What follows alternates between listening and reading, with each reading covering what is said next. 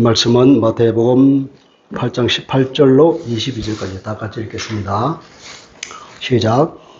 예수께서 무리가 자기를 애워싸는 것을 보시고 건너편으로 가기를 명하시니라. 한 서기관이 나와 예수께 아뢰되 선생님이여 어디로 가시든지 저는 따르리이다. 예수께서 이르시되 여우도 굴이 있고 공중의 새도 거처가 있으되 인자는 물이 둘 곳이 없다 하시더라. 제자 중에 또 한 사람이 이르되 주여 내가 먼저 가서 내 아버지를 장사하게 허락하옵소서. 예수께서 이르시되 그들이 죽은 자들을 장사하게 하고 너는 나를 따르라 하시니라. 아멘.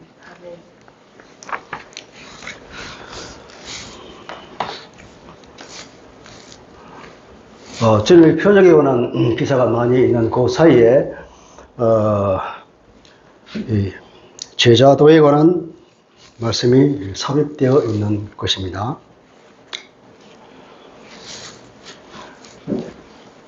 이 말씀을 가지고 오늘 주님께서 우리에게 주시는 메시지를 듣고 은혜 받고자 합니다.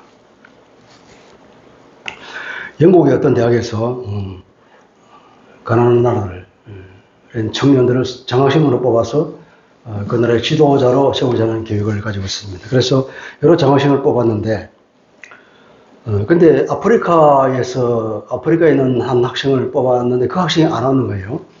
왜 안 왔는지 알아보니까, 그가 얘기하기를 자기 아버지의 장례로 끝나고 돌아오겠다고 하기로 오겠다고 하는 거예요. 근데 사실을 보니까 그 아버지가 살아있어요. 그 아버지가 40대로 살아있다는 건데, 뭐냐면 그 아버지가 죽을 때까지 기다렸다가 죽으면 그 아버지를 장사하고 드디어 그 집을 떠나오겠다는 거죠. 그 문화를 알아보니까 그쪽 문화는 그 집을 떠난다고 하는 것은 그 효도의 기준이 아버지가 돌아가실 때까지 아버지를 잘 섬기고 아버지가 돌아가신 이후에 그 집을 떠날 수 있다는 것이 그 효도의 기본이라고 하는 거예요. 참 그러한 풍습이 있는 나라에서는 참 미래가 없겠죠.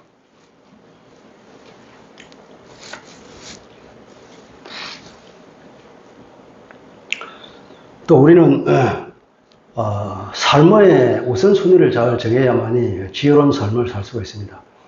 우리 앞에 여러 가지 문제가 한목에 막 떨어지는데 무엇부터 처리할까? 그걸 다 처리할 수가 사실 우리 능력이나 시간상 부족한데 그러려면 가장 중요한 것부터 먼저 해야 되거든요. 그게 삶의 우선순위라는 거예요. 중요한 순서대로 하는데 그 순서대로 일하는 것이 지혜로운 삶이죠. 그런데 많은 사람들이 사실은 이 우선순위에 따라서 살아가는 것이 아니라 그 감정에 따라서 사는 거예요.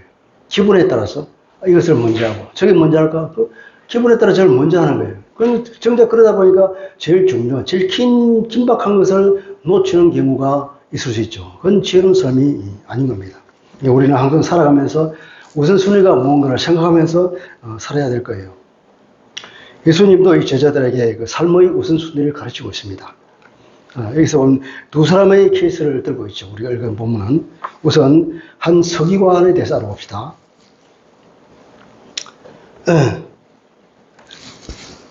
예수님께서 정말 그 가르치는 것이 남달랐고 권위가 있었고 또 하는 그 표적들이 아무나 할 수 있는 표적이 아니라서 온 나라에 소문이 다 났습니다. 그래서 군중들이 막 밀려왔죠. 16절에 보니까 저물매 사람들이 귀신 들린 자를 많이 데리고 예수께 오거늘. 그러니까 귀신 들린 사람, 여러 질병에 걸린 사람들이 그 치료받기 위해서 문전성시를 이룬 거예요. 근데 그뿐이 있겠습니까? 그들을 따라온 사람들은 이 군중들에는 치료받고자 하는 사람뿐 아니라 다른 부류도 물론 있을 것입니다. 그러니까 예수의 권능이나 그 명성에 우선 자신들의 어떤 세속적 기대를 가지고 모이던 무리도 분명히 있을 거란 말이죠. 그러니까 다양한 사람, 다양한 기대가 있다고 볼 수 있겠죠. 각자의 기대를 쫓아서 각자가 자기가 원하는 그 복을 받고 싶어서 예수 앞으로 나왔는데 그리고 예수를 따라다니는 겁니다. 어떤 사람은 어떤 새로운 배움을 얻기 위해서 따라다니고 어떤 사람은 세상의 성공을 위해서 따라다니고 어떤 사람은 가난을 극복할까 하는 그런 나름의 기대를 가지고 예수님을 따라다니는 거예요. 이 따르는 사람, 예수를 따른다고 하면 일반적으로 이제 제자라고 할 수 있겠는데 이 다른 사람이 제자도 여러 부류가 있는 거죠. 그러니까 그냥 호기심으로 따르는 군중이 있는가 하면 정말 예수로부터 뭔가를 배우려고 따라다니는 사람은 그 제자라고 할 수 있겠습니다. 근데 그 제자도 진정한 제자와 거짓 제자로 구분할 수 있겠죠. 진정한 제자는 누구입니까? 예수가 누구인지를 제대로 알아본 사람이 진정한 제자죠. 그분이 메시아라는 사실, 그분이 곧 하나님의 아들이라는 사실을 아는 사람만이 참 제자일 것이고, 그렇지 못한 사람은 그냥 자신의 욕망을 거기다가 투영해서 어떤 그것을 이루고 하는 그런 욕망을 가지고 온 사람은 사실 거짓 제자라는 거예요. 많은 일반적 군중은 그냥 호기심, 지나지 않는 거죠. 예수님은 제자가 아닌 이런 사람들을, 이런 무리들은 그냥 떠나십니다. 예수님은 그들이 찬사를 듣는 것이 목적이 아니기 때문에 그렇습니다. 주님은 분명한 목적을 가지고 이 땅에 오신 하나님이시기 때문에 그 목적을 향하여서 고지를 향해서 계속 걸어가고 있는 걸 보게 됩니다. 18절입니다. 예수께서 무리가 자기를 애워싸는 것을 보시고 건너편으로 가기를 명하시니라. 이건 참 번역을 잘했는 것 같은데요. 애워싸는 것을, 자기를 애워싸는 것을 보고, 문자적으로는 자기 주변에 있는 무리를 보시고 건너편으로 가기를, 건너편으로 떠나기를 명하셨다. 주님께서는 이런 무리들에서는 더 이상 가르칠 것이 없다. 이제 예수님께서 이 길을 떠나기를 명하시는 거예요. 이런 무리들은 주님 떠나십니다. 이런 무리들은 메시아를 본 것이 아니라 자기 욕망을 채워줄 선한 선생을 본 것에 지나지 않기 때문에 그렇습니다. 요한복음 6장 15절에 그렇게 말하잖아. 이 오병이어의 표적을 경험한 후에 사람들의 반응을 보고 예수님께 생동한 것을 보게 됩니다. 15절에 이렇게 말합니다. 예수께서 그들이 와서 자기를 억지로 붙들어 임금으로 삼으려는 줄 아시고 다시 혼자 산으로 떠나가시니라. 이 세속적인, 현세적인 복과 현세적인 메시아를 기다리는 사람들에게는 예수님 그냥 떠나신 거예요. 예수님의 목적과는 다르기 때문에. 그래서 26절에 이렇게 말합니다. 내가 진실로 진실로 너희에게 이르노니 너희가 나를 찾는 것은 표적을 본 까닭이 아니요. 표적을 봐야지. 왜 다른 것을 보냐고요. 표적을 본 까닭을 가지고 뭐라고? 떡을 먹고 배부른 까닭이로다. 표적은 뭡니까? 표적이라고 하는 것은 메시지를 전해주는 어떤 사건입니다. 말하자면 우리가 손가락을 가지고 저 달을 가리킬 때에 손가락을 보면 되는 것이 아니라 손가락이 가리키는 달을 봐야 되는 거예요. 손가락은 말이 표적인데 이 표적인 뭐냐? 달을 가리키는 것이 이 표적의 메시지라는 거죠. 근데 사람들은 이 표적이 주는 메시지를 들으려고 하지 않고 어떻다고 그 표적 그 자체를 본 거죠. 떡을 먹고 배부른 까닭이다. 그래서 27절 이렇게 말합니다. 썩을 양식을 위하여 이르지 말고 영생하도록 있는 양식을 위하여 하라. 이 양식은 인자가 너에게 준다. 그러니까 무슨 말이냐면 껍데기를 붙잡지 말고 핵심을 붙잡아라 하는 거예요. 핵심. 썩어질 양식을 위하여 이러지 말고 너희들은 썩을 양식 그냥 지금 당장 배부른 것, 지금 당 현실적인 복을 추구하는데 그것보다 더 큰 것, 더 영원한 것, 내가 내게 주는 어떤가 영생하도록 있는데 내가 그것을 주려고 왔다. 그것에 관심을 가져라. 이런 주님의 메시지입니다.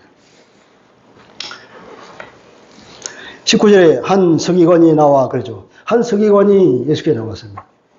서기관이란 구약에 보면은 역사를 기록하는 사람입니다. 굉장히 지체가 높은 사람이겠죠. 신약에 와서는 이 서기관이라는 것은 성경을 연구하는 사람이요, 성경을 필사하는 사람들입니다.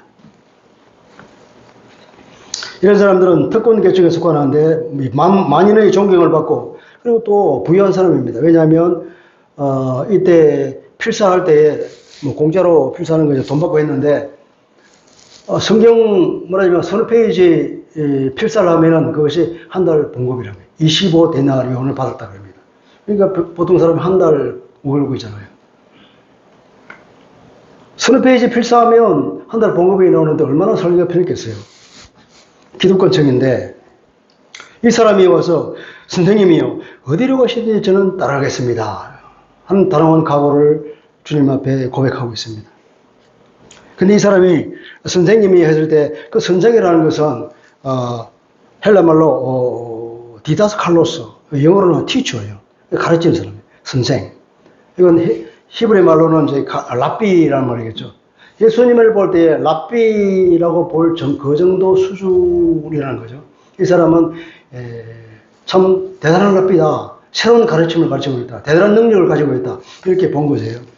그리고 예수님에 대한 그 인식이 그런 거예요. 그런 예수로부터 색다른 배움을 경험했습니다. 권세 있게 가르치는 걸 들었거든요. 또 대단한 능력을 보았습니다. 많은 표적을 봤거든요. 그래서 이 사람은 생각하기를 이 서기관을 하는 것보다는 거의 제자가 되는 것이 좋겠다고 판단한 거예요. 그의 제자가 되어서 이런 배움과 지식 그리고 지혜를 쌓고 또 대단한 능력을 전수받으면 어떠다? 서기관보다 훨씬 더 많은 존경과 명예를 얻을 것이다. 그리고 나가서 부를 얻을 것이라는 확신이 있었을 것입니다. 주님이 말하는 이것은 썩을 양식을 위해서 예수님을 찾는 거예요. 이것은 육체의 욕망을 따르는 거죠. 오늘날에도 이런 사람이 얼마나 많습니까? 교회 오면 다 교회에 복 받는다고 얘기합니다. 우리 전도할 때 잘못 얘기하는 것 같기도 해요. 교회에 와서 복 받아라. 물론 복을 받습니다. 그런데 우리가 말하는 복과 그 세상 사람들이 생각하는 복은 완전히 다른 복이거든요. 동일한 복이라 하더라도. 이 세상 사람들이 말하는 복은 썩을 양식. 예수님이 말하는 썩을 양식이에요. 썩을 양식. 흔히 우리가 말하는 기복신앙. 성공복음 하는 거예요. 성공복음. 그걸 위해서 교회에 오는 사람. 이 사람들은 다 가짜 제자입니다. 또 어떤 사람들은 예수는 모든 문제 해결자. 맞는 말이에요. 예수는 모든 문제 해결자죠. 그러나 모든 문제 해결자라고 했을 때 그 단어 뒤에 숨어 있는 것은 뭐냐? 내 문제를 해결해주는 그런 정도의 예수님을 생각하는 거예요. 그런 사람들이 어떤 신앙생활을 하겠습니까? 자기의 문제가 있을 때마다 주께 와서 기도하고, 문제가 없으면 뭐 기도할 필요 없고, 마치 하나님을 자기의 종처럼 보이는 거죠. 마치 알라딘의 무슨 요술램프 같이 하나님을 생각하잖아요. 하나님의 주인이 아니라 내가 주인이잖아요. 완전히 본말이 전도된 삶을 살고 있는 거예요. 굉장히 위험한 생각입니다. 이런 서기관에 대해서 예수님이 20절에 이렇게 답변합니다. 자, 여우도 굴이 있고 공중의 새도 거처가 있지만 인자는 머리 둘 곳도 없다. 그렇게 말하죠. 이게 무슨 말일까요? 예수님은 당신을 인자라고 합니다. 인자는 머리 둘 곳이 없다. 인자는 무엇입니까? 사람의 아들이잖아요. 이 사람의 아들이라고 하는 말은 구약에 어디서 나오냐면 다니엘 7장 13절에 나오는 말입니다. 이렇게 표현되어 있습니다. 내가 또 밤 환상 중에 보니 인자 같은 이가 하늘 구름을 타고 가서 옛적부터 항상 계신 이에게 나와 그 앞에 인도되매 그에게 권세와 영광과 나라를 주고 모든 백성과 나라들과 다른 언어를 말하는 모든 자들이 그를 섬기게 하였으니 그의 권세는 소멸되지 아니하는 영원한 권세요 그의 나라는 멸망하지 아니할 것이니라. 앞으로 다가올 심판주, 말세에 올 하나님의 메시아를 두고 하는 얘기잖아요. 여기 인자가 아니고 인자 같은 이 그랬거든요. 이 사람이 다니엘이 보기에는 마치 사람처럼 생겼는데 사람이 아니라는 거예요. 근데 여기서 이제 인자라고 하는 단어가 나옵니다. 거기서는 굉장히 이제 뭡니까? 종말론적 개념이죠. 종말의 심판자를 의미하는 단어입니다. 또 인자는 에스겔서에 보면 인자라고 나옵니다. 에스겔이라는 인자는 선지자 에스겔을 천사가 지칭할 때에 너는 인간이다 하면서 인자라고 해요. 에스겔을 인자라고 표현해요. 에스겔 나오는 이 인자가 아니라 다니엘에 나오는 이 인자 같으니 여기서 인자가 나온 거예요. 예수님의 스스로를 인자라고 칭하기를 정했습니다. 왜 다니엘 7장에 나오는 그 인자를 당신의 이름으로 했느냐 하면 우리는 그렇게 추측해 볼 수 있습니다. 사람의 아들로 오셨잖아요. 주님은 하나님의 성육신이란 말이죠. 그 성육신 하신 사람의 아들이다. 그런 의미에서 인자라는 표현을 썼고 또 종말의 심판자라는 의미에서 다니엘서에 말하는 그 인자 같으니 그런 의미를 이제 연상시키면서 그런 단어를 적용시켰죠. 또 하나는 사람의 아들 같지만 사람이 아닌 하나님이다.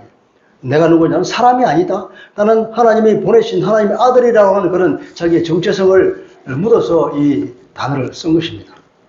굉장히 복합적인 의미가 들어있는 이 인자라고 볼 수 있겠죠. 주님은 이런 인자를 암시적으로 당신을 표현하기 위해서 인자라는 표현을 썼다고 볼 수 있겠습니다. 자, 이러한 내가 이 땅에서는 영광과 명예의 길을 가는 것이 아니라 어떤 길이라고? 멸시와 배척과 고난의 길을 갈 것이라는 말을 이렇게 하고 있는 겁니다. 자, 여우도 굴이 있고 공중의 새도 거치가 있지만 이 인자는 물이 둘 곳도 없다는 거예요. 그런 삶을 산다는 거예요. 여우나 새 같은 임미불도 집이 있지만 인자는 머리 하나 누일 장소도 없는 그런 고난의 삶을 산다는 것을 말해주고 있습니다. 그러면서 너도 이 길을 같이 갈 수 있느냐 하는 간접적인 질문을 하는 거죠. 서기관은 그를 따름으로써 얻을 현세적인 복만 생각했지만 그 복을 얻기 위해서 치료해야 할 대가에 대해서는 한 번도 생각해 본 적이 없다는 거죠. 주님께서 그걸 지적하는 것입니다. 너도 이 길을 같이 갈 수 있겠느냐는 거죠. 그 대가를 치울 각오가 되어 있느냐는 거죠. 주님 보시기에는 그런 게 없다는 거죠. 누가복음 14장 25절에 33절에 보면은 그런 얘기 있잖아요. 망대의 비를 사람이 망대를 찌우려고 하면 대강 얼마가 드는지를 가늠해 볼 수 있겠냐. 전체 예산을 세우고 예산을 다 만든 뒤에 처음부터 하나씩 쥐어져 나가는 그야 지혜로운 사람이지. 돈이 얼마밖에 없는데 큰 망대를 짓겠다고 설계하고 짓다가 보면 돈이 떨어지지 못하면 그게 무슨 창피냐는 거죠. 전쟁을 하는 것도 마찬가지지. 저 군대를 이기려면 내가 어느 정도의 군대가 있고 어느 정도 돈이 있어야 될 것 같은가를 가늠하고 나서 가능해야 싸우는 것이 불가능하면 그럼 가서 항복해야 하는 것이 현명한 것이라고 주님 그렇게 말씀하시죠. 바로 이 제자를 두고 얘기하는 거예요. 제자가 되려면 그런 치료해야 할 희생에 대한 각오가 되어 있느냐 없느냐를 보는 거예요. 그러니까 제자가 되려면 그런 고난이 있음에도 불구하고 더 얻는 것이 더 많기 때문에 남는 장사가 되기 때문에 남는 장사를 판단해 선 사람만이 갈 수가 있는 거잖아요. 나는 여기에 참여해서 남는 것이 없을 것 같다. 그럼 참여 안 하는 거죠. 그럼에도 불구하고 이런 큰 희생에도 불구하고 나는 더 많은 이익을 얻을 수 있다. 그건 남는 장사로 생각할 때 그럼 기꺼이 자기 것을 희생하면서 할 수 있지 않겠습니까? 그런 자가 제자라는 거죠. 예수 안에 있는 영생, 구원, 생명의 가치를 발견한 자가 제자입니다. 마태복음 13장 34절입니다. 천국은 마치 밭에 감춘 보화와 같으니 사람을 이를 발견하기에 발견입니다. 발견한 후에 숨겨두고 기뻐하며 돌아가서 자기의 소유를 다 팔아서 그 밭을 사느니라. 그러니까 굉장히 가치 있는 어떤 것을 발견했어. 그러면 어떻습니까? 그걸 알아차린 사람은 자기의 모든 것을 걸어서라도 그것을 사려고 한다는 거죠. 그러니까 그 가치에 흔히 말하는 올인하는 거예요. 그 보화보다 더 값진 것을 주시는 예수에게 자기 인생 전부를 올인하지 않겠는가 그런 의미죠. 바울은 그리스도에게 올인한 사람입니다. 빌보서 3장 7, 9절입니다. 무엇이든지 내게 유익하던 것을 내가 그리스도를 위하여 다 해로 여길 뿐더러 또한 모든 것을 해로 여기면 내 주 그리스도 예수를 아는 지식이 가장 고상하기 때문이라. 내가 그를 위하여 모든 것을 잃어버리고, 자, 그를 위하여 모든 걸 잃어버렸던 거예요. 그 하나를 얻기 위해서 나의 모든 재산을 다 바꾼다는 거잖아요. 올인한다는 거죠. 그리고 배설을 물로 여기면 그리스도를 얻고, 그리스도를 얻기 위해서 나의 모든 것을 다 버린다는 거예요. 그 안에서 발견들이 하면이래요. 그렇습니다. 그때 보통 보석을 보아도 알아보는 사람이 적어요. 이렇게. 지난번에 한번 그 보석을 본 적이 있는데 그 껍데기를 보니 그냥 평범한 돌 같더라고요. 근데 그걸 가공을 해 놓으니까 정말 빛나는 보석인데 그걸 누가 쉽게 알아볼 수 있겠습니까? 그 서기관은 겉보기만 보고 그것을 쫓아서 예수를 따르겠다고 했지만 예수님은 그에게 제자의 자격이 없다고 선언한 것입니다. 그는 진정한 가치를 발견하지 못했고 따라서 모든 것을 걸고 그 가치를 추구할 사람이 아니라는 것을 주님은 알았기 때문이죠. 여러분은 그리스도 안에서 무엇을 보았습니까? 그 가치가 얼마나 큰지 실감하고 있습니까? 그래서 우리는 묵상이 필요합니다. 그래서 십자가의 의미가 무엇인지, 그 안에 있는 영생, 생명이라는 것이 무엇인지, 그 구원이라는 것이 무엇인지, 내가 왜 구원을 받아야 할 것인지, 내가 절박하게 내가 구원이 필요하다는 걸 내가 아는지, 그 인식이 있을 때에 우리는 그 가치를 알아볼 수 있겠죠. 그래서 여러분은 앞으로 인생에서 무엇을 하든지 그 최종 목표를 예수를 따르는 데 둘 수 있겠습니까? 무엇을 하든지, 그러니까 우리는 세상 살면서 회사원으로 삽니다. 또는 공무원으로 삽니다. 또는 사업을 하면서 삽니다. 그런데 그 하는 일이 무엇이든지 그 최종 목표가 뭐라고요? 예수를 따르는 것이 되어야 한다는 거예요. 그것이 그런 사람이 제자라는 겁니다. 근데 여기서 우리가 주의할 것은 예수를 따른다고 하는 것이 바로 그분이 산 삶 그대로 사는 것을 의미하는 건 아니에요. 어찌 우리가 주님이 지신 십자가를 질 수 있겠으며 주님의 그 거룩한 삶을 살아갈 수 있겠으며 죄 없는 삶을 살아갈 수 있겠습니까? 불가능한 일이죠. 그것은 방향성입니다. 방향. 우리의 삶의 목표, 지향점이 그런 것이라는 거지. 그래서 우리는 결코 이룰 수 없는 목표지만 그러나 우리는 그 방향을 향해서 가는 거죠. 그래서 우리는 늘 자신을 돌아보고 또 그것을 위해서 기도하고 하는 거죠. 그게 제자가 살아가는 삶의 보통 모습이겠죠. 우리 그것이 방향성이고 개인에 따라서는 모두가 각자 다르게 적용될 줄로 믿습니다. 두 번째로는 또 다른 한 제자를 예를 들고 있습니다. 자, 21절에 보면 제자 중 또 한 사람이 그랬는데 문자적으로는 거의 다른 제자가 예수의 다른 제자가 그러니까 이 서기관도 제자로 불려진 듯해요. 그러니까 제자라고 다 제자인 것은 아닌 거죠. 그러면서 뭐냐면 주여 내가 먼저 가서 내 아버지를 장사하게 허락하옵소서 그렇게 말합니다. 이게 먼저라고 하는 말에 우리가 주의해 봐야 될 겁니다. 이 사람은 근데 또 주여라고 표현했어요. 예수님을 로드라고 했습니다. 퀴리에라고 했는데 이 말은 주님을 메시아로 봤다는 증거입니다. 예수님에 대한 인식이 메시아입니다. 그러나 아직도 생명의 가치를 제대로 이해하지는 못한 듯해요. 왜냐하면 먼저 자기 아버지 장사에 꽂혀있거든. 그 가치가 엄청나다 그러면 그걸 잃지 않기 위해서는 모든 것을 버리고 즉시로 따르는 것이 보통 반응일 거잖아요. 근데 이 사람이 내 아버지를 장사한다. 내 아버지를 장사하고 돌아오겠습니다 할 때 이 아버지를 장사한다고 하는 이 말에 대해서 정말 다양한 해석이 있습니다. 이해하기 힘든 얘기거든요. 보면 예컨대 우리가 10계명 중 5계명에 네 부모를 공경하라 하는 거잖아요.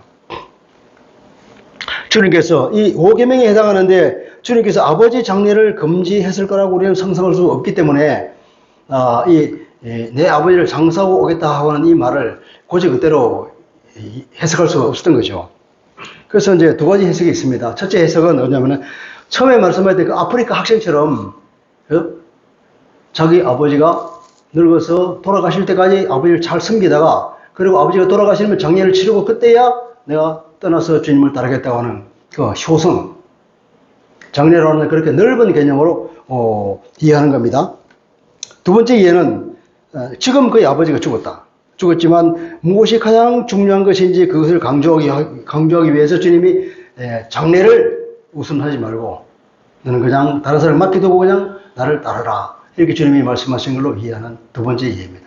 어느 것을 따르든지 간에 주님은 가장 중요한 것이 무엇인지 예수를 따르는 그것이야말로 가장 중요한 것이라는 가장 삶의 우선순위라는 것을 주님이 우리에게 가르쳐주는 교훈입니다.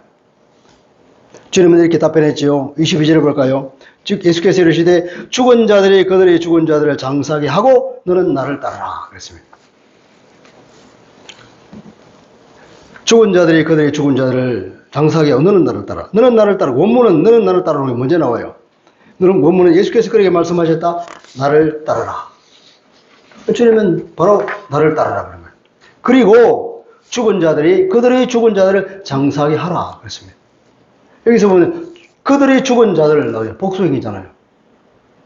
그래서 이 제자에게 자기 아버지가 죽었으면 단수가 될 건데 복수. 그들이 죽은 자들 하는 걸 보면 일반론을 말씀하시는 걸 봐서 아까처럼 지금 당장 아버지가 죽은 것이 아니라 나중에 아버지를 잘 섬기다가 아버지가 돌아가실 때까지 잘 섬기고 그리고 오겠다는 그 의미로 해석하는 근거가 되는 겁니다.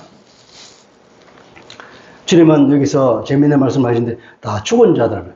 살아있지만 예수를 모르는 사람은 영적으로 죽은 존재라고 표현하고 있습니다. 놀랍지 않습니까? 영적으로 죽어 있는 자들. 예수로부터 생명을 선물로 받지 못한 사람들은 살아있으나 영적으로 죽은 사람이라고 표현하겠습니다.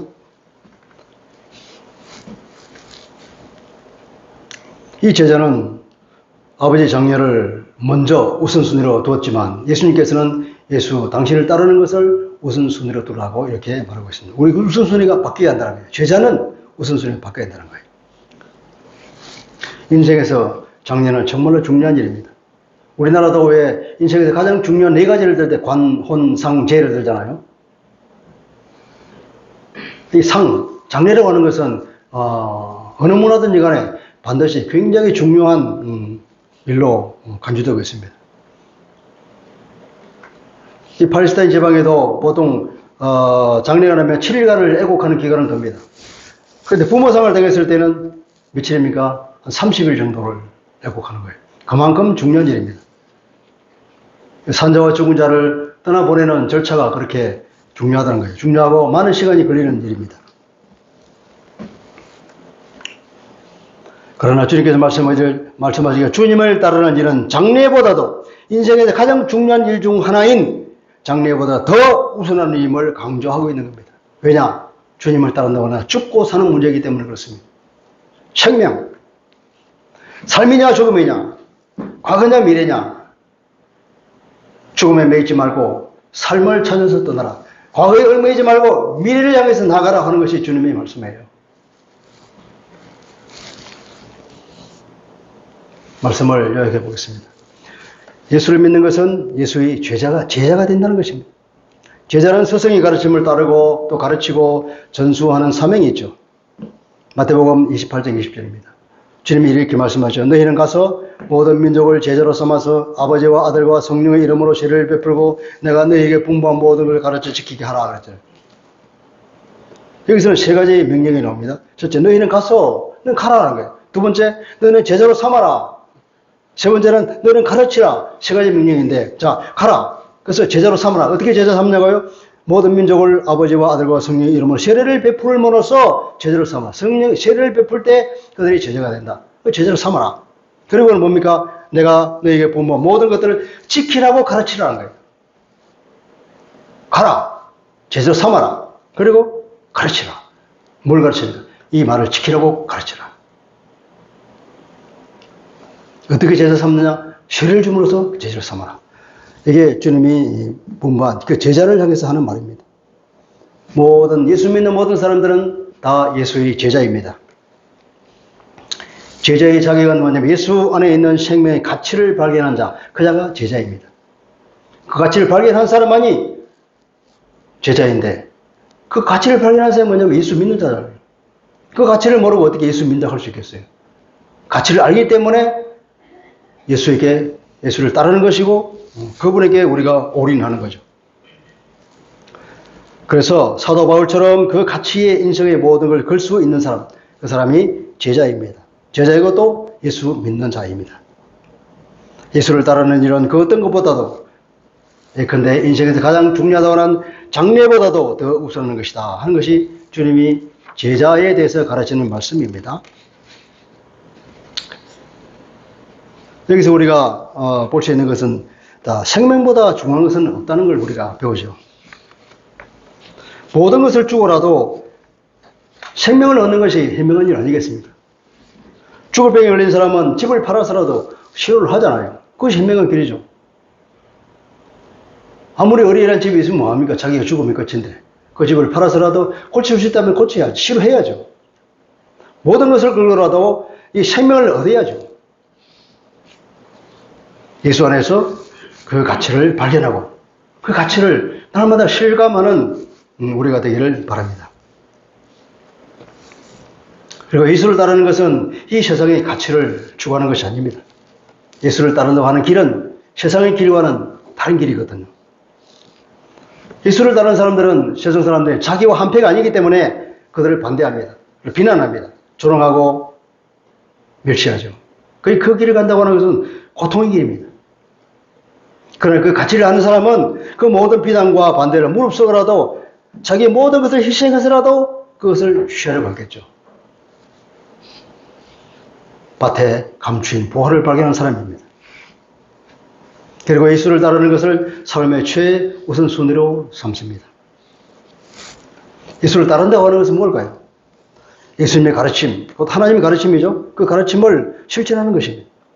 그 가르침은 선행이라고 했잖아요. 우리 에베소서 보면은 예수 믿는 사람들이 예수 안에서 재창조된 사람인데 하나님께서 선행을 위해서 재창조한 거라고 해요. 착한 일을 하는 거예요. 뭐가 착한 일입니까? 하나님의 공의로움, 하나님의 자비와 하나님의 긍휼을 베푸는 사람. 이걸 한마디로 말하면 사랑과 겸손이란 거예요. 사랑하는 이웃을 사랑하는 마음, 이웃에게 겸손하게 대하는 사람, 그것이 예수의 가르침을 실천하는 것입니다. 그것은 각자의 위치와 상태에 따라 다르겠죠. 절대적인 기준이 있는 것은 아닙니다. 절대적인 기준으로 얘기하는 것은 그것은 복음이 아니라 율법이 되겠죠. 우리는 이 주님이 주신 그 과분한 은혜에 따른 내적 반응으로서 이러한 예수를 따르는 삶이 나올 줄 믿습니다. 우리가 모두가 다 예수를 따르는 사람으로서 그 가치를 발견하고 성숙한 그리스도인이 됩시다. 얼마나 멋진 일입니까? 기도합시다. 좋으신 아버지, 오늘 주님께서 당신을 따르는 자들은 어떤 사람이어야 하는가를 말씀하면서 두 제자의 두고 얘기하고 있습니다. 어떤 사람들은 주님의 그 겉으로 드러난 것, 현세적인 복을 추구하는 사람을 두고 그런 제자가 될 자격이 없다고 합니다. 아무리 그 사람이 적시로 주님을 따르겠다 하더라도 주님은 그를 제자로 받아들이지 않았습니다.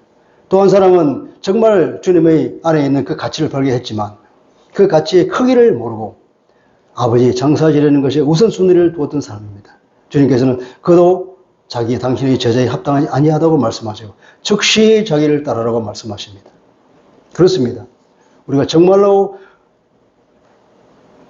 우리가 청량할 수 없는 그 놀라운 가치를 주님 안에서 우리가 발견했다 그러면 영원한 생명이요, 우리가 구원이요, 우리 한없는 그 하나님의 자녀가 되는 그 영광에 들어가는 그 자격을 갖추는 것이 주님 안에 있다고 그러면 우리 모든 것을 팔아서라도 그것을 추구하려고 할 겁니다. 주님, 우리가 이런 주님 안에 그 가치를 진짜로 발견하고 그것을 날마다 느끼며 깨달으며 그것을 얻기 위해서 주님을 날마다 따라가는 최우선 순위를 주님께 두고 살아가는 삶, 우리가 모두가 성숙한 그리스도인이 되게 하여 주옵소서. 예수 그리스도 이름으로 기도합니다. 아멘.